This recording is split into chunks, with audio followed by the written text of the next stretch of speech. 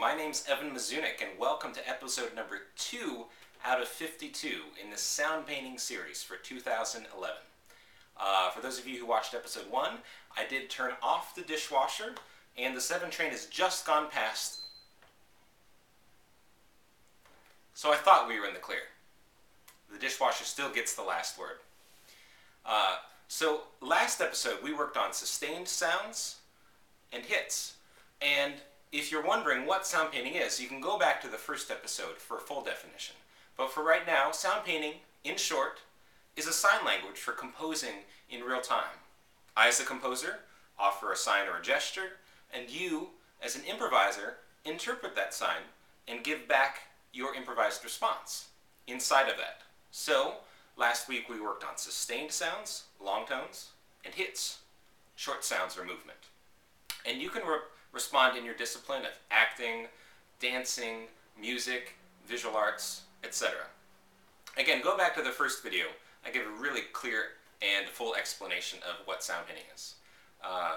But today we're going to work on 2 gestures for a piece I call Chutes and Ladders. And that dishwasher is going to have the best of me. Chutes and Ladders. You remember that old board game? You have ladders, go up, chutes, go back down to the bottom.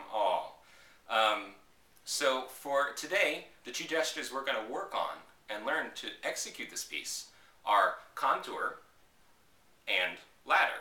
So our chute is going to be this gesture, where all indicates some type of shape, and you might start high and then end up down low.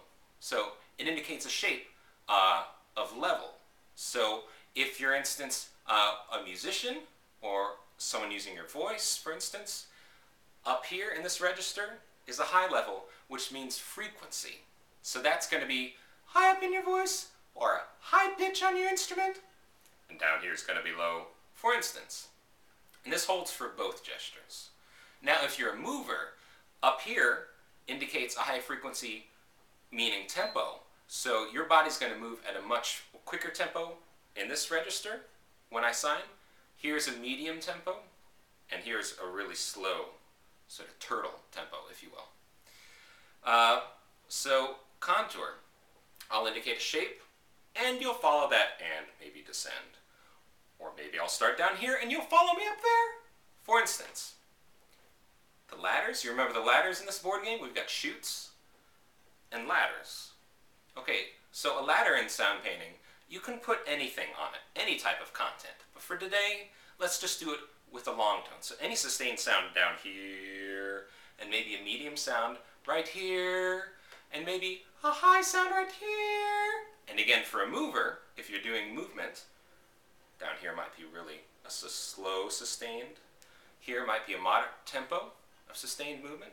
And here's really quick. Your body's vibrating like a string. All right? So those are the levels we're going to work with. And by the way, for those visual artists out there watching, this again is frequency. So you can interpret that in terms of a color range. You know, however you want to put your Roy G. Biv. Roy G. Biv. Wikipedia that. Google that. Thank you, my 6th grade art teacher, for that geeky term. So we're going to work with contour and ladder today and make a piece. You ready? All right, here we go.